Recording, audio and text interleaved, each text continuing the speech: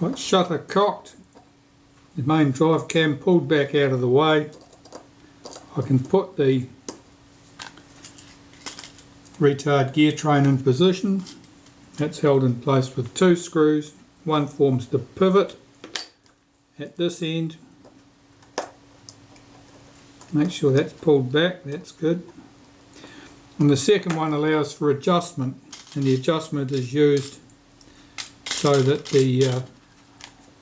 you can set the speed correctly. Now, where's that screw got to? I don't know how stuff disappears. Well, I've just fitted the retard gear train and the self timer. The video camera wasn't running for the last bit of that, so that's a bit unfortunate, but the self timer appears to run down nicely.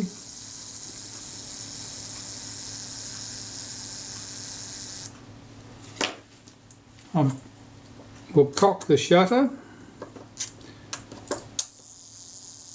and that's the retard gear train appears to work nicely too. So I need to clean up 3 components here, and then I can test the shutter complete. Here's the internal ring. This is the cocking ring, I suppose you could say, the internal cocking ring. Get this in position. That spring has to go over that post.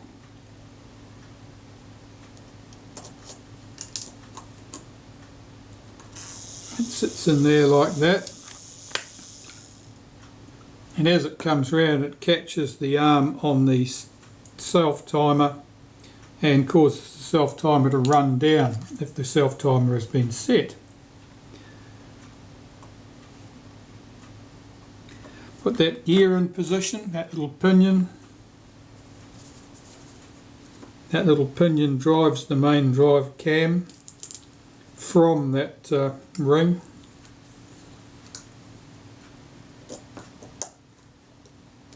And put this piece in place. This is the speed settings cam, and I'm just setting this to the 1/8 of a second speed, and I'll see how that behaves. Well, that's very slow. Now, there are 2 ways of making adjustments for the speed in a shutter like this.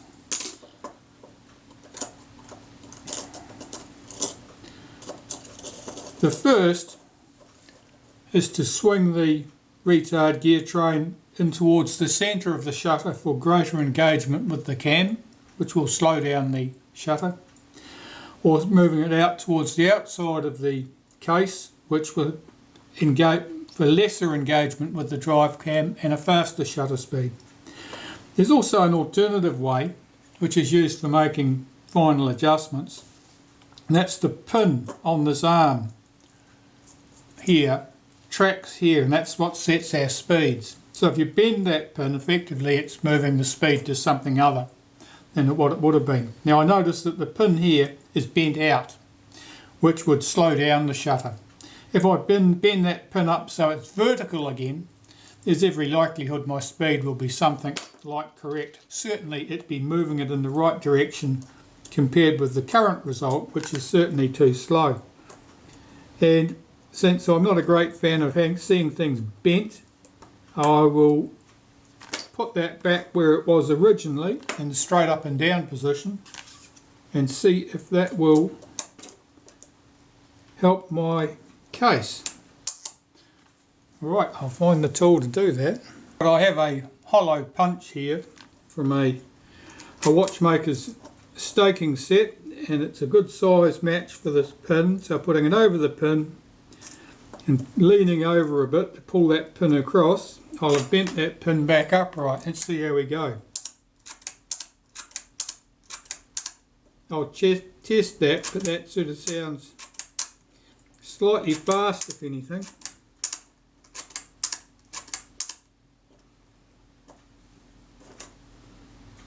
Bend that back a bit. The adjustments are pretty subtle.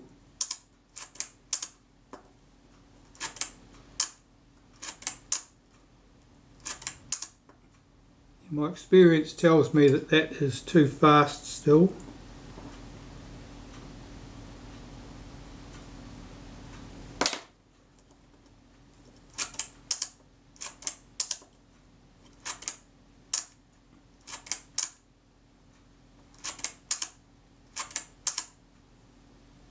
pretty close.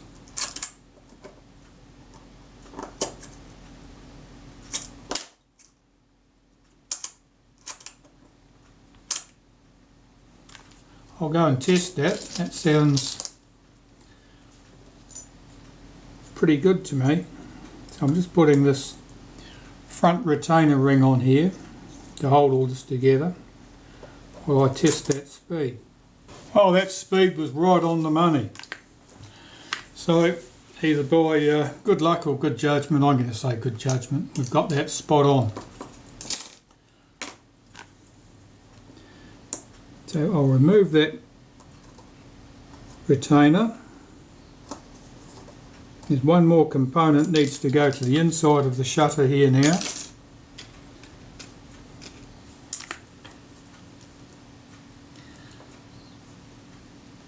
That's this little latch here, and its job is to stop you from being able to press the shutter release unless the shutter is actually cocked.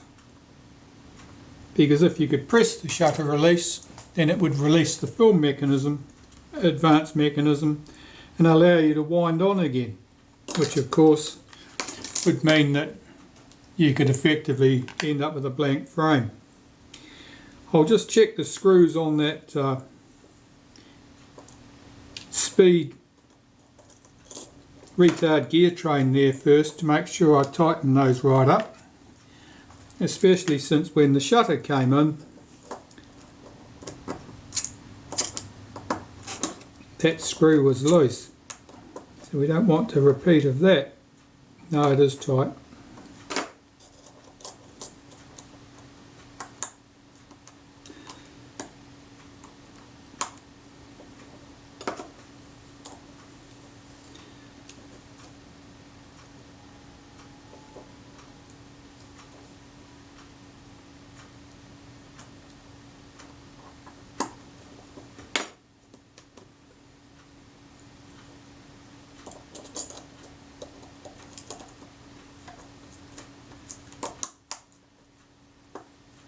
Put the retainer back on. That is upside down.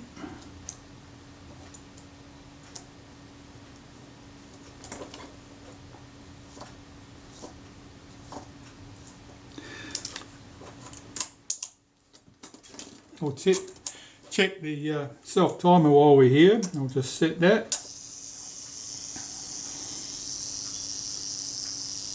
That's running down nicely, smooth in its action, and there's the shutter. Good. So the case, the outer case, I'll need to clean that, and I can put that in place. Alright, this curved piece, that's the pusher I call it, that is moved by the curved rack and in turn pushes the cocking ring, the internal cocking ring of the shutter. Now I've just wiped a bit of molybdenum paste onto those surfaces. You use a very small amount of that, you're just sort of leaving a dirty mark. It's quite very efficient sort of lubricant. I'll get this in place.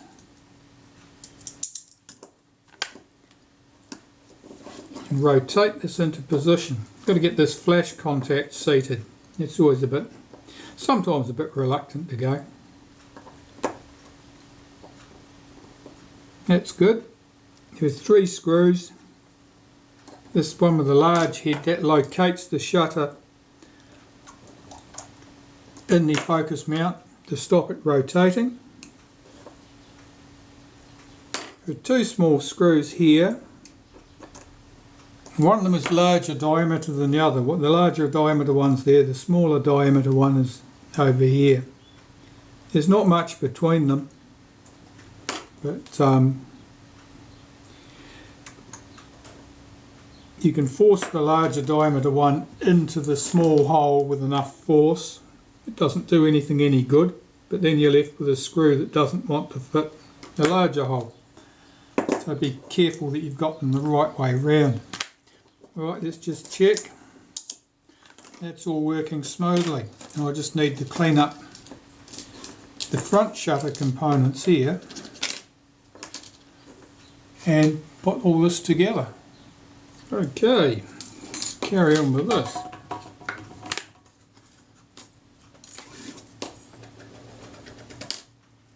Just get this little wipe with molybdenum paste.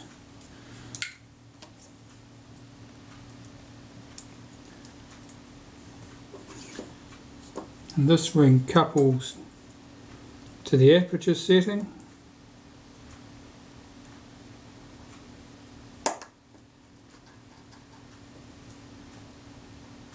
That's good. Here is the aperture settings numbers ring, which brings our aperture setting numbers to the top of the shutter.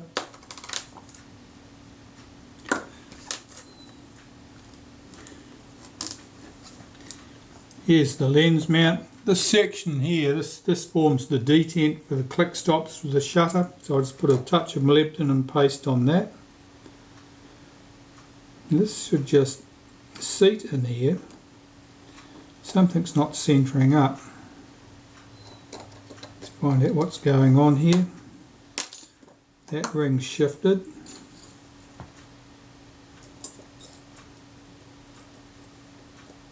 That's better.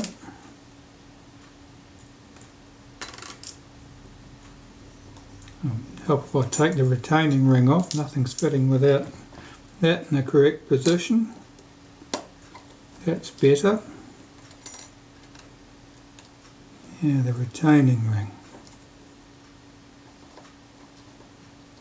Yeah, usually these screw back on without any trouble at all. Occasionally you'll get one where the thread's a little bit damaged or the ring is a bit distorted and it's hard to get them to cooperate. That one went okay.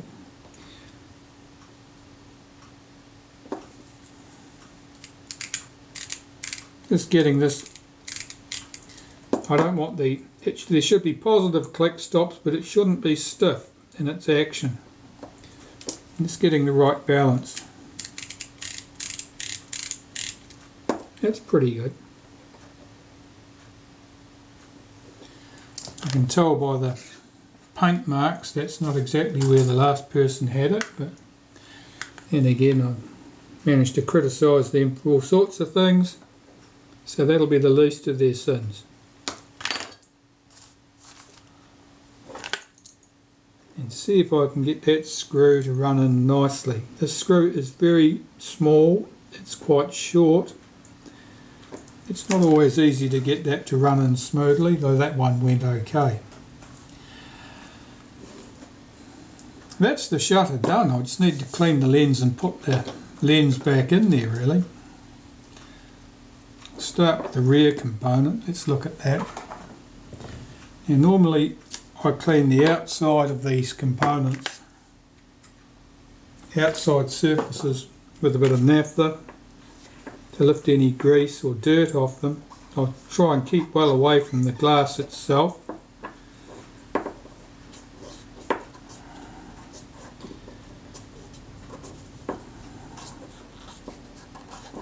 You can see all this is just oil and stuff that's come off there. It's quite dirty. I don't want to transfer any of that to the glass, of course. I'll clean the glass surface with glass cleaner. Alright, that's that part done. The glass cleaner.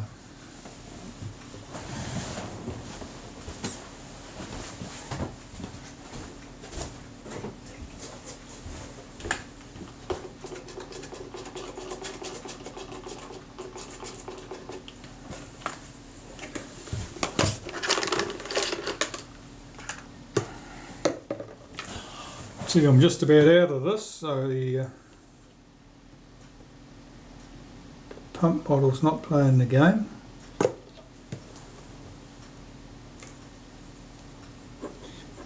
Right, make sure there's no great lumps of grit on there before I clean those surfaces. Keep rotating the cotton bud on your fingers so you're always presenting a new surface to the glass. That limits the likelihood of you scratching the lens if you've managed to pick up a particle of grit.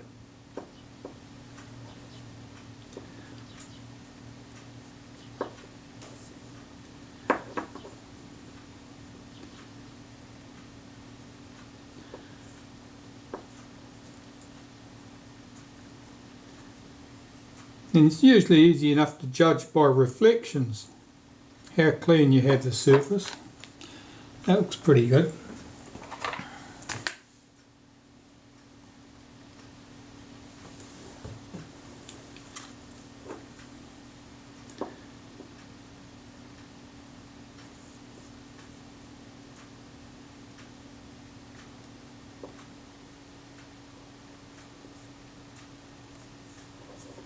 In an ideal world, glass is always absolutely spotless, no dust or dirt, and no scratches. In practice, you don't always achieve that,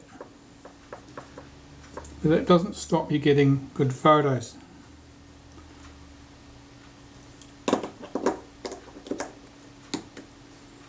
That's our front element in place. The rear element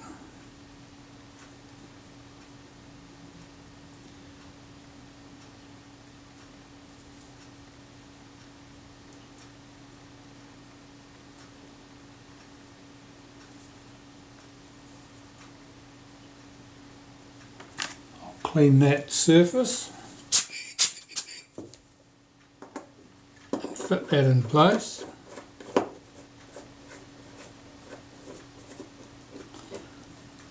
That only needs to be finger tight, you don't need to go crazy doing that up. The outside surface at the back here, that's pretty good.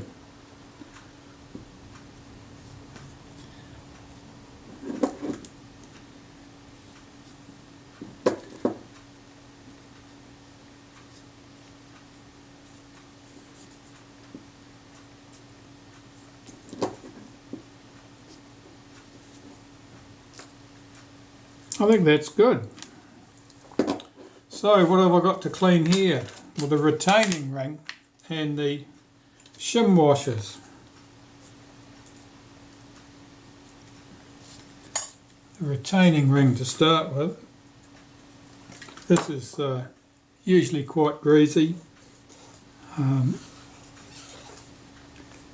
It often has picked up dust and dirt. See what the state of that, it's pretty dirty.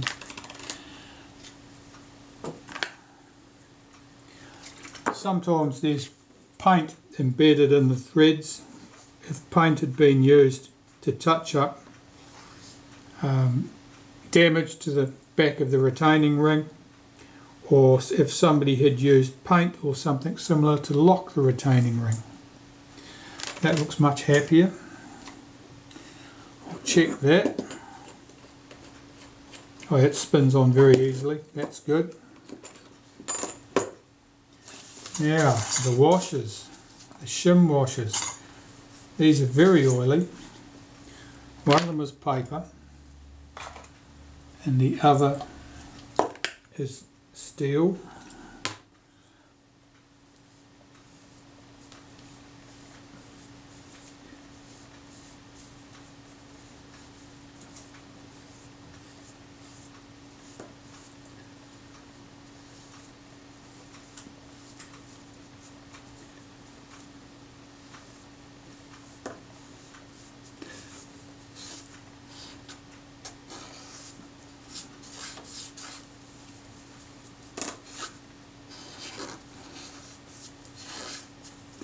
That's good.